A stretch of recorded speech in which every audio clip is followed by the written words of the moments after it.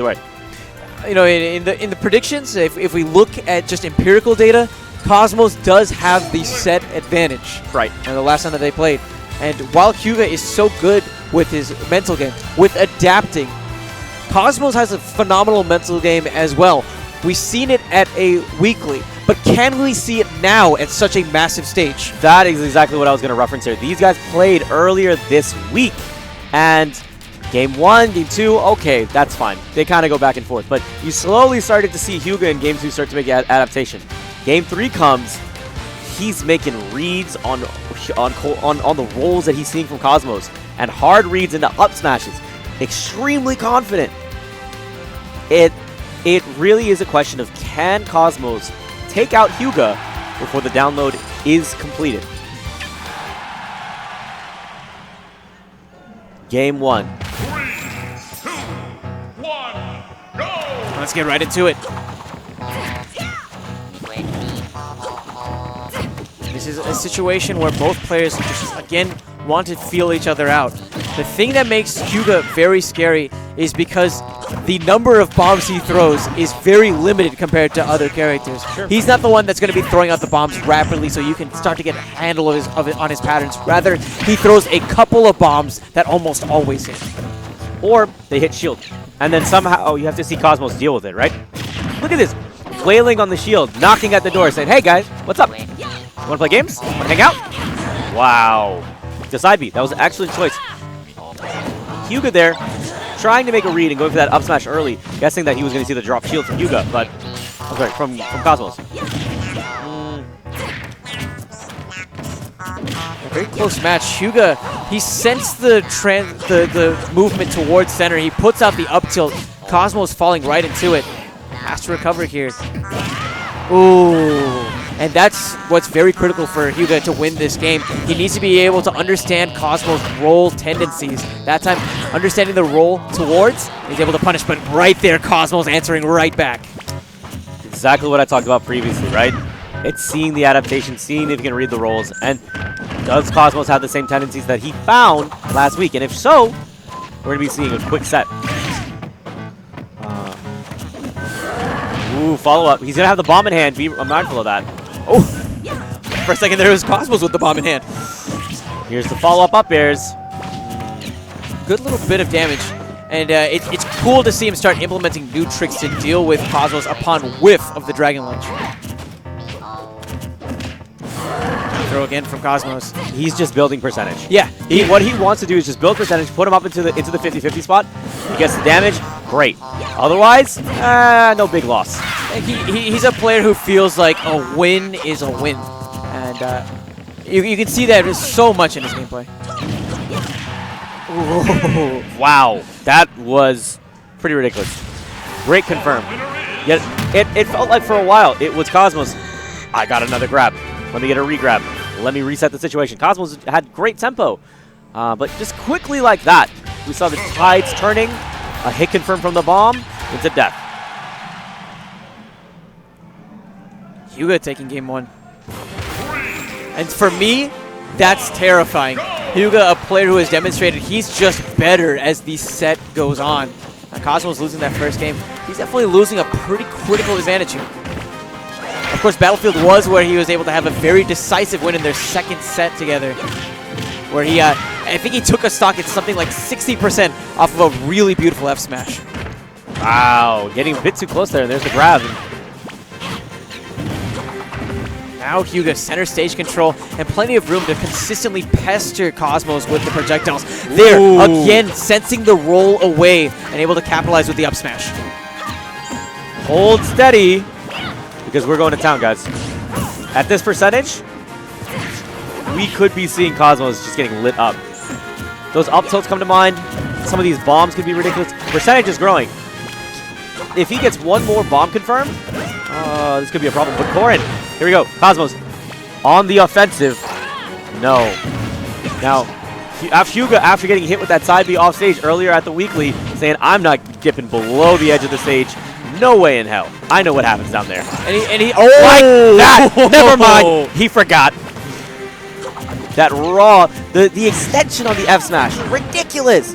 And it's so important that you catch them with the tipper. Additional 15%, that's all great. But what you get is ridiculous knockback and death waiting for you at that blast zone.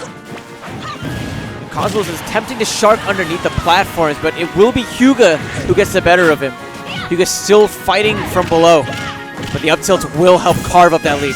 Oh, second hit of F smash? I suppose that when they played last time, whenever Hyuga would whiff, he'd end the F smash. He would never go for the second hit, and Cosmos was banking on that this time around. Yeah. There is the roll. That's what he was looking for.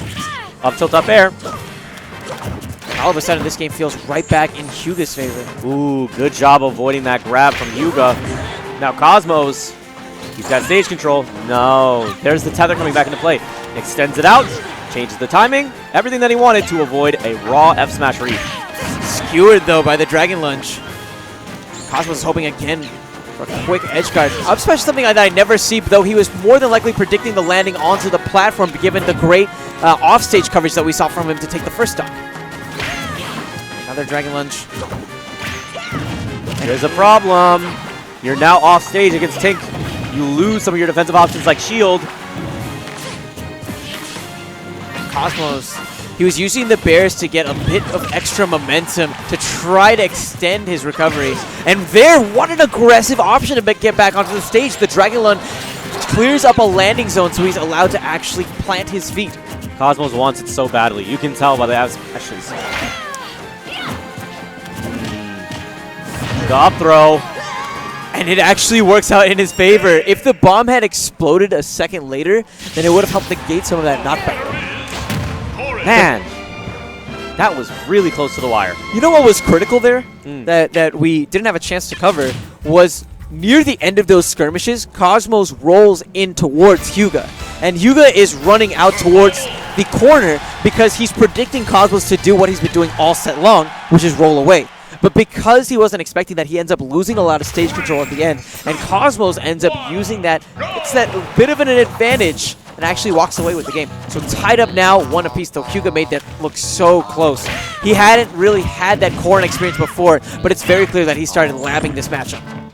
The big talking point here, in contrast to the last time they played, is the punishes off of whiff Dragon Lunges. Hyuga, now that he has a better understanding of that move, now has ideas on how he can punish those whiffs. You're absolutely right.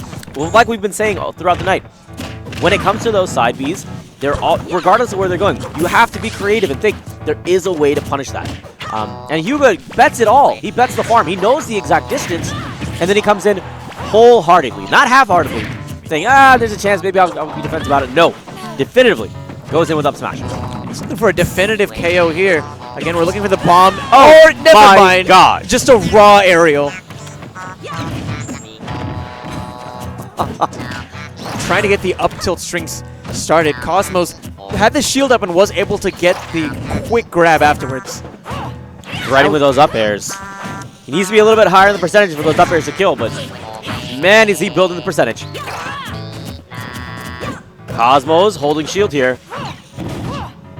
But with Hyuga getting these bombs up, if he can get those conversions like that, bad things will fall. I thought he was going to go for the footstool for a second. Oh, sorry. I was about to get super hype.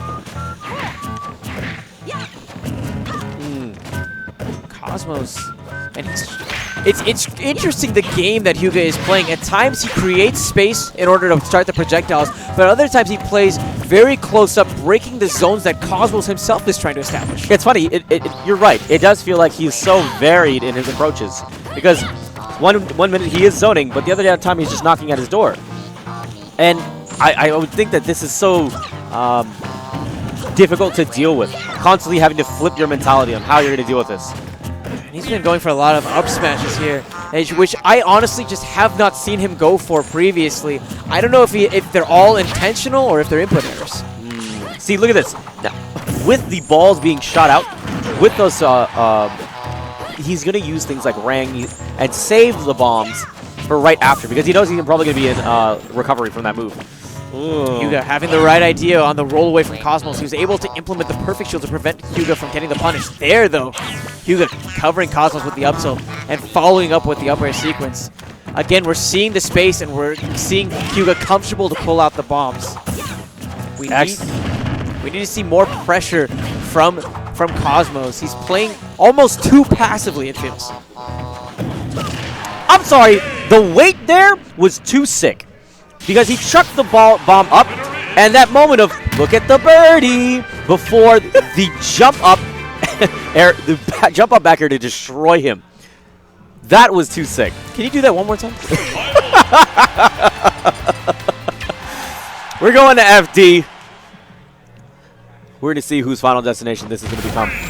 Very well could be Cosmos, seeing as Hyuga now on set point. He's going to be scoring off against Nairo for the run back that he had in winners semis. I take in mind the patience that's here. The footsies, the weaving in and out of threat zones.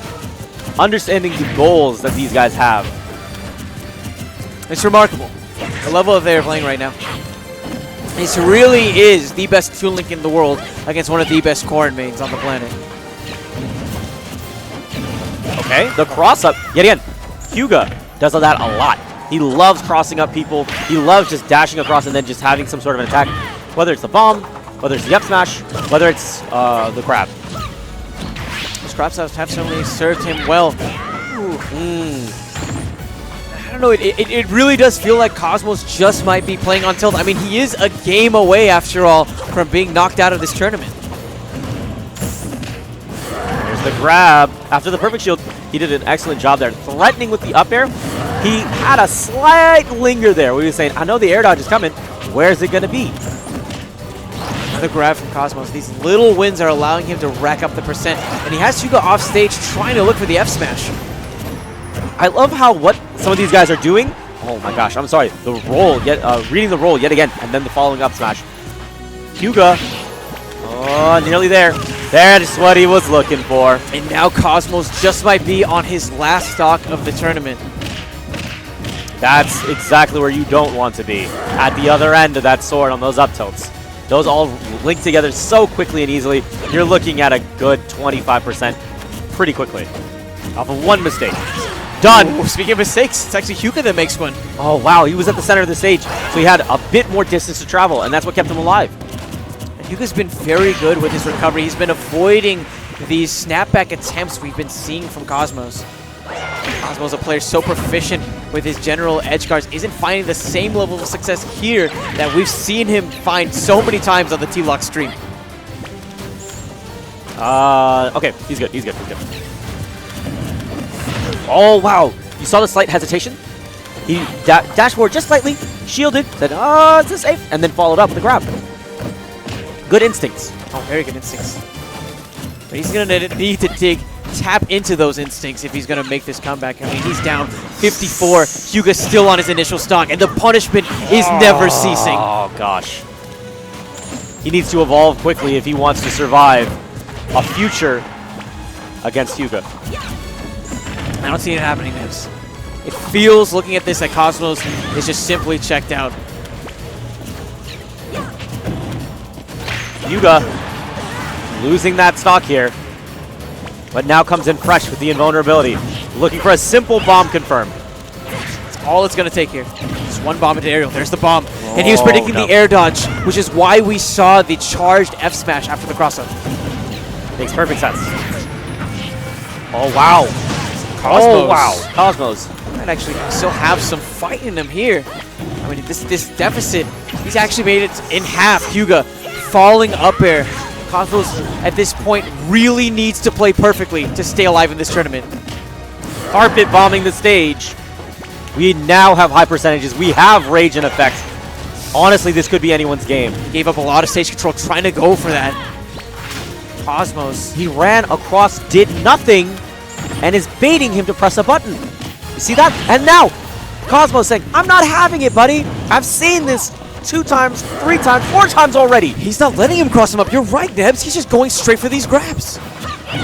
Up there, and Cosmos makes an incredible comeback to make this series go to Game 5. That's insane. He looked checked out. He looked down and out, and now he's a game away from turning the tables on Hyuga. That was so sick. Considering you saw all this tempo all the percentage lead, everything was wavering back into Hyuga's favor. And after one quick exchange, all of that changed. That was incredible. So fitting we're going to FD for this final game. Who will find their demise here? Who will meet the end of their tournament run here at Low Tier City 4? Losers semifinals. Cosmos representing Dallas. Hyuga representing Mexico. Again, an unsponsored player. He came out of nowhere to Shockwave, and he's definitely turned some heads. And no matter how this game goes, he's already turned some heads here at Low Tier City 4. Cosmos starting to implement the shield so much more. He's saying, you know what, Hyuga, if you want to take the bomb, that's fine. I already know your tricks. I know you're going to be going for these cross-ups, and I have the answers. Hyuga will have to rely on one of his strongest attributes, the download game, in order to keep this game from slipping. He hard committed to that. Maybe that might have been an input error, but he got the punishment for the forward smash. Both of these guys relatively close percentage. There's the hits on coming in for the bomb, and there's the grab follow-up. He's going to start using those grabs to decondition Cosmos from the shield. Like we saw, it was so pivotal to Cosmos making the comeback happen.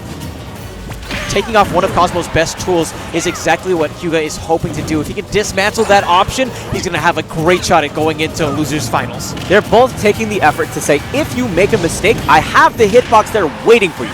Cosmos constantly having the F smashes at the ledge, awaiting Hyuga, awaiting the error. Wow. I don't know if that helped or hindered Hyuga. I'm pretty sure he could have made it back regardless. Either way, throwing up the timing that Cosmos had. Up smash, and quickly right after into the Dragon Lunge. We still haven't seen the stock being shed yet. Hyuga has done such a great job with his DI, as well as his weave game off stage. Excellent job rolling, anticipating the grab. Again, these low percents. That's when you're just cannon fodder for the up tilts from Toon. Up throw, and that'll take the stock. Cosmos brings it within one. Last stock, Game 5, Losers Semis, Low Tier City 4. There's a punishment. No, falls short. Yeah, Hyuga now has control of the stage, has projectiles out, but he's building percentage. He's not worrying about the kill confirms just yet. He's building him up. Cosmos, again, will have to make quite the comeback if he's looking to take this from Hyuga. So much on the line. Just Can he do it? Abusing these disjoints, whether it's nair, whether it's up air, whether it's fair. You're just seeing Cosmos occupying as much space as possible, swinging like a madman. That's really nice because defeating Toon, a big part of it revolves around trying to predict where he's going to weave, where he's going to go with the air dodges. When you have that much range, there is nowhere you can weave. Ooh, Hyuga actually getting the grab there. Cosmos landing with the nair. He doesn't want to give Hyuga the chance to try to come up and punish his landing with a forward smash. Cosmos has stage control, could potentially turn the tide of this battle. There from Hyuga. He wants to keep Cosmos at bay. He doesn't want him to press the advantage. You were seeing the projectile battle, and it's Hyuga that's coming out on top. The bomb's in the air, though. Cosmos forced to jump, and oh, I feel like that might have actually been an input error from Hyuga. I can't imagine why he would wanted to go for the grab. Oh no! Yet again, catching with the piercer, but he was airborne. I think he dropped the bomb as well because of that. 145 on Cosmos, going for the F smash. It's not a tipper, but it gives him the stage control that he needs.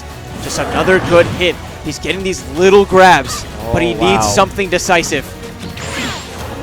Both players back on stage. Hyuga with a beautiful shield, and that's going to be Hyuga clutching it out over Cosmos to get the run back against Nairo in Losers Finals.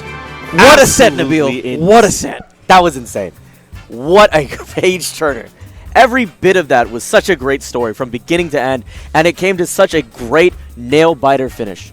After he whiffed that back air, it was the bomb punish into that aerial, and that was it. That was lights out. That was curtains. And even throughout that set, they had collected so much data. They had figured out so many tendencies, and they had learned so much by the end of that set. They had evolved so much that you were watching a completely different game than Game 1 and Game 2.